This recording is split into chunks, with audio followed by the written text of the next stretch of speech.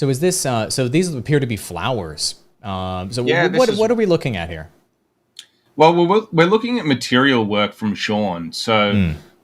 most game studios have a much larger material development team, and they're using a software called Substance Designer, where you can procedurally create materials similar to how you're procedurally creating assets. You know, you have a node graph network that you plug in a bunch of parameters and tweak values using noise systems and assets that you might bring in. You know, like we make one flower asset, hand that off to Sean, and then he goes and creates procedural materials. And it's actually amazing, right? Like some of the people on this team started out as juniors, and now within 18 months, if I looked at Sean's work from where we started, I would say he was an expert senior material artist. So whatever happens in his career next, he's mastered this level, and it's just crazy to see. He's improved an insane amount over the course of the game's development, and he's responsible for probably 80 to 85% of the procedural materials in the game.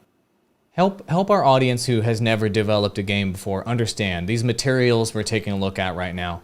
How will these be used? Where is our audience going to see these materials in the game, if you will? Like what's the implementation look like?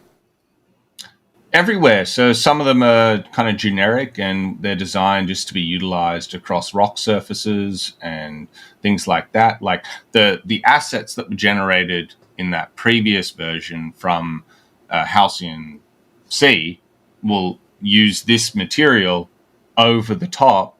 So we get the large form details from the generated asset, and then apply this procedural material over the top of those, and the end result is that a very small amount of work was done by the artist, but then we can utilize that across a huge amount of assets in the game. It's just trying to be efficient, and this is how any modern AAA game development works nowadays, where you don't want to hire 30, 40 texture artists. You just want to be able to have a 15 different, 30 different rock assets and then apply one material to those.